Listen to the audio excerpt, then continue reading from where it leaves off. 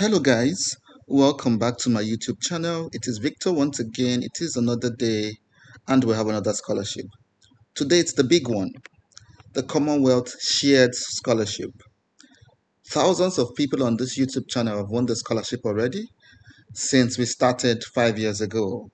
And this is an example of a Commonwealth Shared offer letter.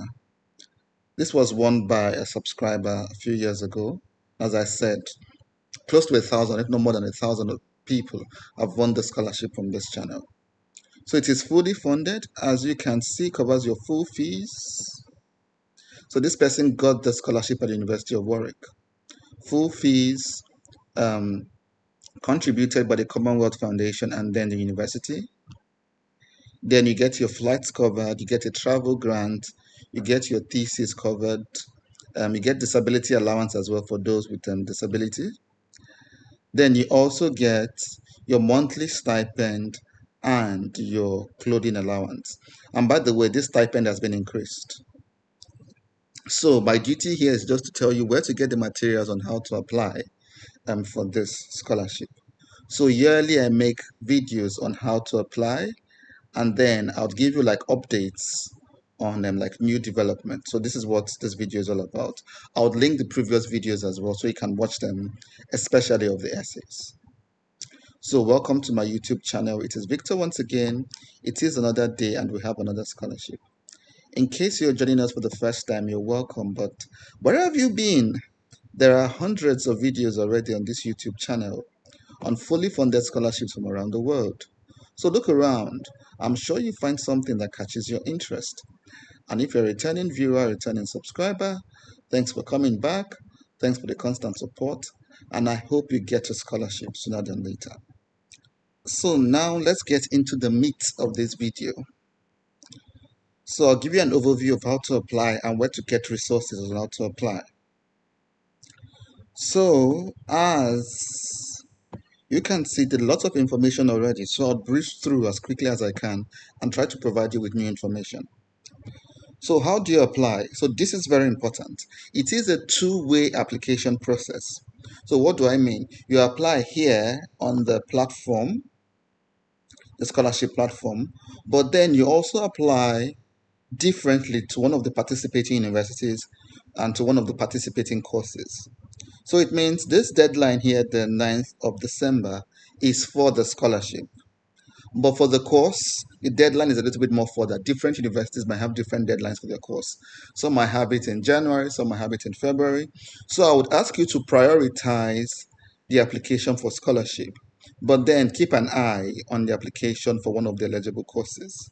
I would open the courses soon. So once again, this deadline is for the scholarship. For the course, check the course page and see the admissions deadline. So two different admission processes. So I've opened the scholarship portal. So this is the scholarship portal. Then you open as a new user. If you already have an account, you'll open as an existing user. So most of you should start here. And you can create different accounts for different applications. So this is what I mean. So remember, these are the approved courses. I've opened the tab. So this is, there are about 6 subsections. So you click on this one, access and inclusion and opportunity. So these are the courses under access and inclusion. Different university, different courses. On health, population, these are the courses. Innovation and entrepreneurship, these are the courses. So you can see there are lots of courses here. Hopefully there'll be something here that catches your interest. On governance, on strengthening resilience. So what do you do? So in case you're interested in, let's say, the course on disaster management, MSc disaster management, you can copy this course. Go to Google, click here, copy and paste, then go to the university website. So you're going to the university website to also apply separately. But remember, I said you should prioritize the application for scholarship because it's due on the 9th of December.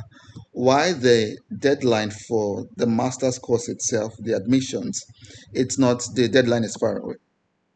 So you might want to start this for admissions, but you do not need to finish it by the December deadline. You can finish it maybe after, but do not keep it for too long.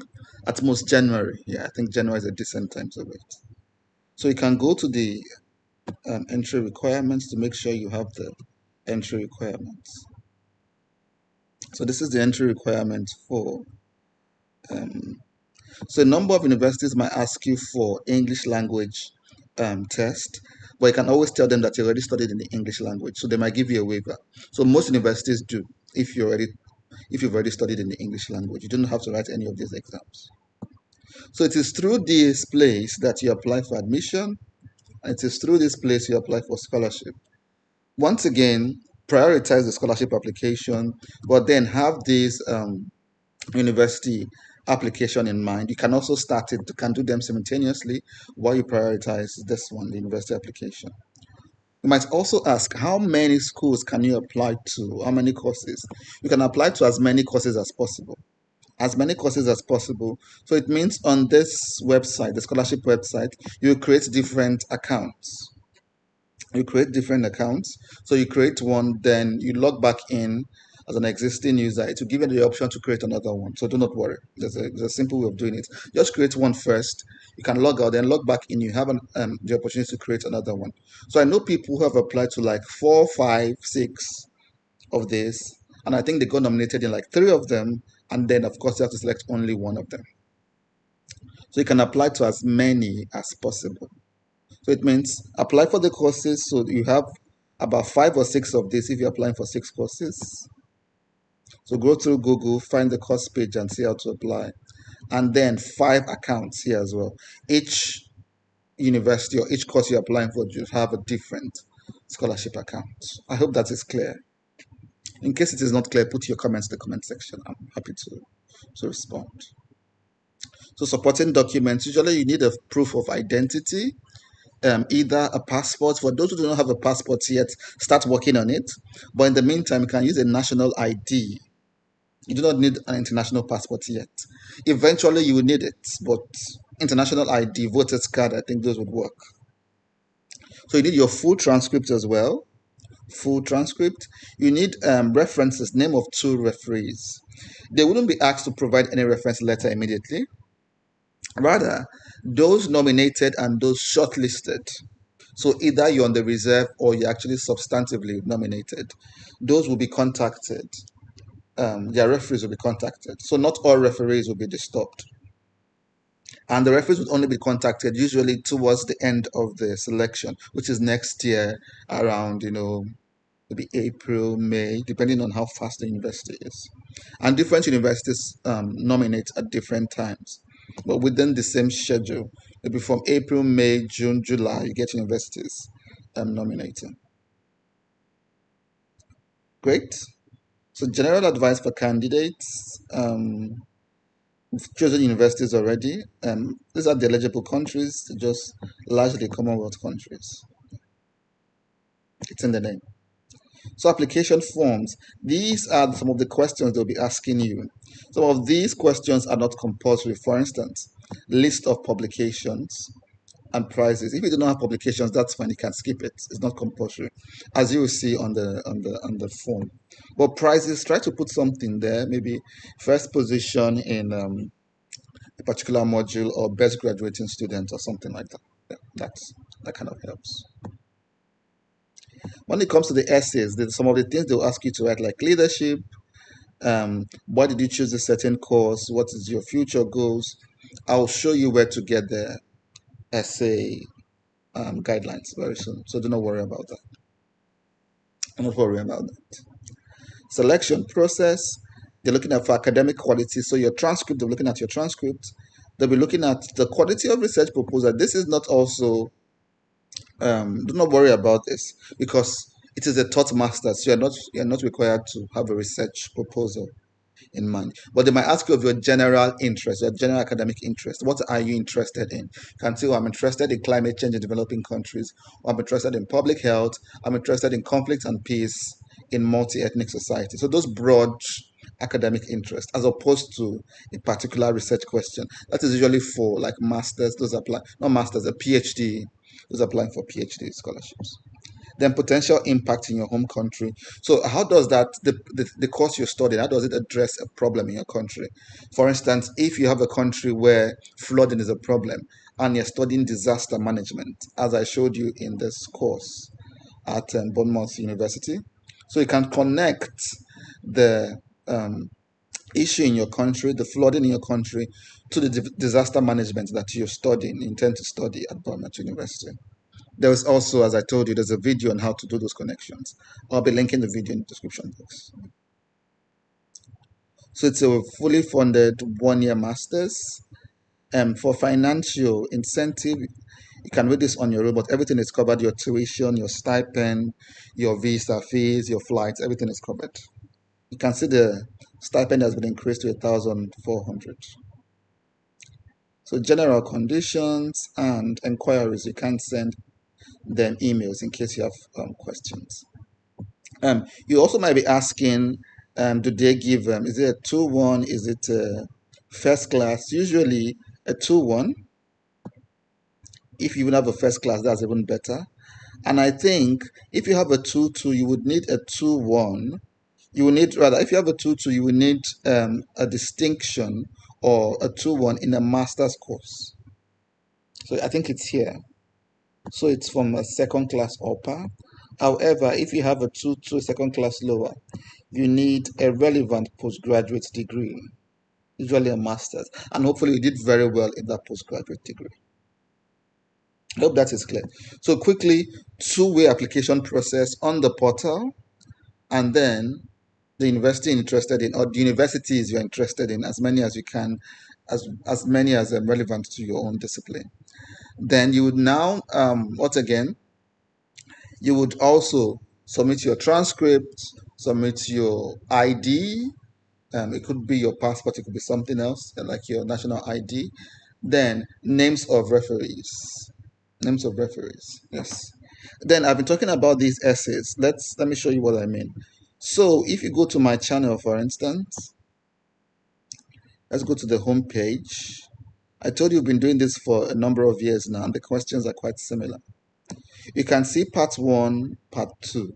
So part 1 covers the first 4 or 5 essays, because there are lots of essays. There are about 4 or 5 of them.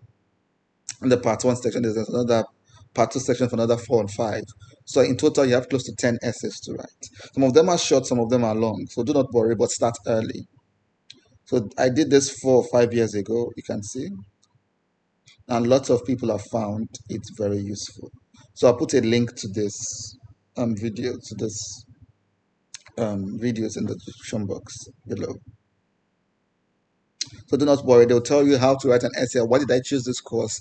An essay about career goals, an essay about personal motivation, and things like that. They are all covered in these part 1 and part 2. Very resourceful. So I said here 300. It should be up to 1,000 or more. That was 300 as at 2021, really. So by now it should have ballooned from there. It should be more than this by now. So in case you have questions, let me know, and I'm happy to answer your questions in the comments section. Well, after you've done your own research, after you've read through, you've gone through the website, you've gone through your university requirements as well. So remember, you have to also fulfill your university requirements just the same way you want to fulfill the scholarship requirements.